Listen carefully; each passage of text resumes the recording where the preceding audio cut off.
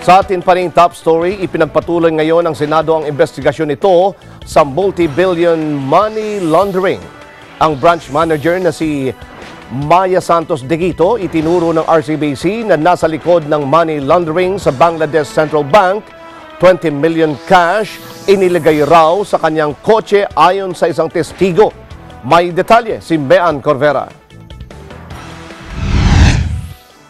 Lalo pang nadikdik sa pagdinig ng Senado ang branch manager ng RCBC sa Makati na si Maya Santos Digito sa nangyaring money laundering sa Bangladesh Central Bank.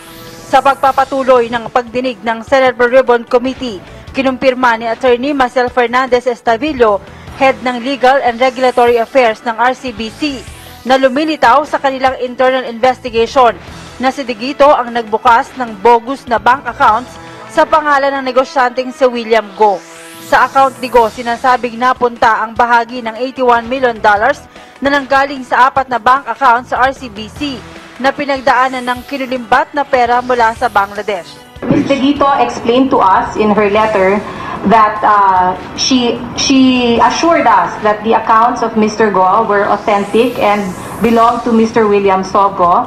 She said that when she received a call, or she called him and he gave instructions to her to open a dollar account and directed her to transmit funds to certain accounts, which we are not at liberty to discuss. Noong February 5, may pumasok anya na $22.7 million na pera sa account ni Go, pero sa pagitan ng alas 6 hanggang alas 7 ng gabi, na-withdraw ang 20 million pesos ni Digito sa tulong ng kanyang assistant na si Angela Torres.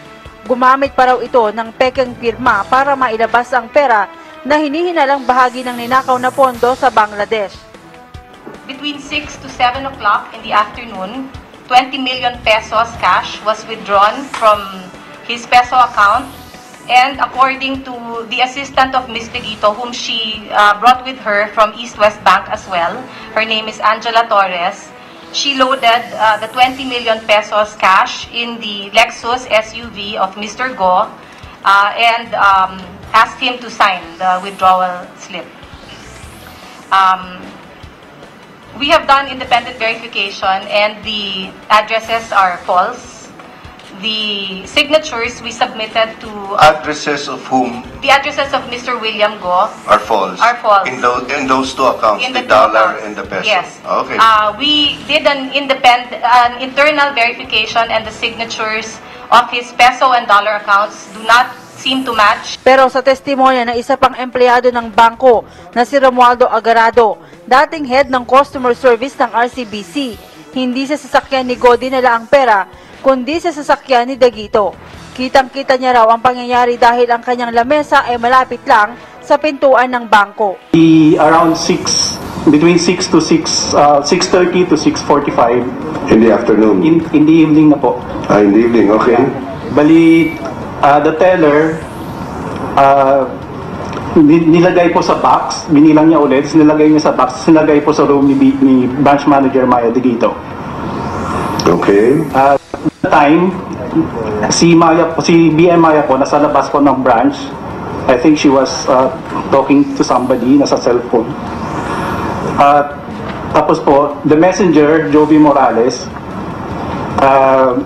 naghanap po sila ng paper bag. Nilipat po nila yung pera sa paper bag. Then, si Jovi Morales po nag-load sa kotse ni Manager Maya Digito. Sino si Joey Morales ulit? Jovi Morales, the branch messenger of the branch. Siya nag-load. Siya po nag-load, assisted by SCRO Angela Torres. Kinumpirma rin ni Agarado na pasado alas 11 ng umaga noong February 9 nang matanggap ng bangko ang recall payment at freeze order, pero hindi raw ito pinansin ni Digito. Thereafter, after that February 5 incident, came February 9, that was Tuesday.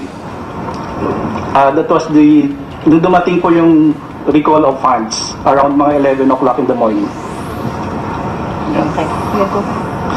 At that time po, bali, naka-receive po ako ng recall of funds. Hindi naman po ako nakatutok sa Lotus Notes ko most of the time. So, after siguro mga around 10 minutes, nakita ko yung recall of funds, I went to BM Maya's room and told her na, ma'am, meron pong recall of funds. Tapos she just look at me like, nakaganon lang po, na parang nakaganon lang, nakatitig lang na sa akin na blankly. So I went back to my position, to my chair.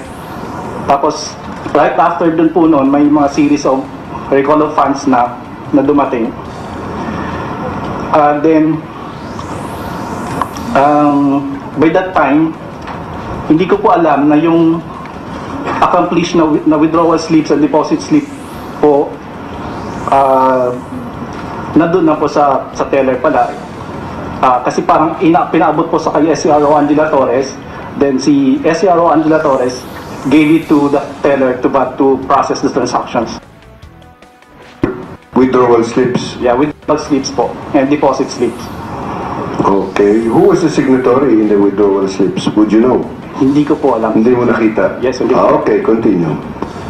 Then, right after that po na nangyari, bali, pinatawag po ako ng manager ni Maya Digito and the SCRO Angela Torres sa room niya. And marami po siyang sinabi, pero ang nag-stuck lang po sa mind ko na, sabi niya, I would rather do this than me being killed or my family.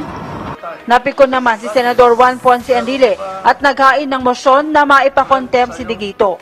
Tumanggi kasi si Digito na magbigay ng komento o detalye sa report ng RCBC at paulit-ulit na iginiit ang kanyang right against self-incrimination.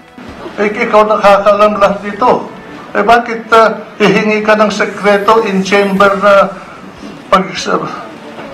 pagsisiwalat ng nalalaman mo? Sabihin mo muna sa amin kung anong dahilan na gusto mo sa executive session? Natatakot ka ba? Tinatakot ka ba? O meron bang makakasunog sa sistema ng banking system natin? Dahil dyan ay gusto mo na hindi malalaman ng madla. Ganun ba? Hindi pwedeng executive session lang. Sino ka?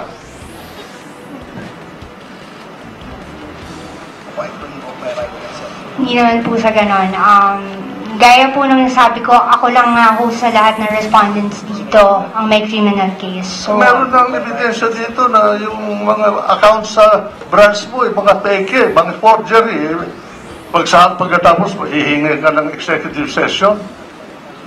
Aba, sino linuloko mong mga senador dito?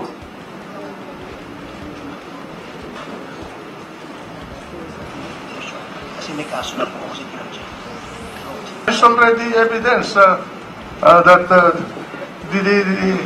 the accounts are forgeries, and you're asking for an executive session to tell us your truth. You tell the truth here.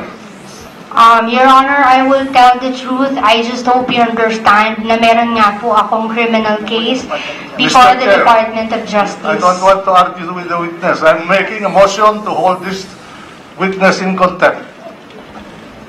Dahil dito sinuspindi ang hearing at pagbalik ng mga senador, pinagbotohan ang mosyon na magkaroon ng executive session.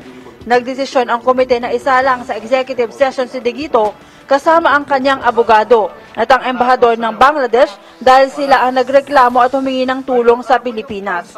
Sa ngayon, hindi pa matukoy ng RCBC kung saan napunta ang iba pang bahagi ng $81 million dahil tumanggi na ang kumpanyang PhilRem na magbigay ng waiver para mabuksan ang kanilang accounts. Sa PhilRem, isang remittance company, sinasabing dumaan ang bahagi ng kinulimbat na pondo papunta sa mga casinos. Sabi ng RCBC, tinatapos na nila ang internal investigation at natukoy na rin ang mga responsable sa money laundering. Isa raw sa posibleng makasuhan ng perjury ang branch manager na si Digito. At mukhang marami siyang kaalaman dito at sa tingin namin, kung may mangyayari man dito sa ito, sana makulong siya at sana ma-prosecute siya dahil sa kanyang ginawa. Para sa Eagle News, may Ann Corbera. I am 1 with 25.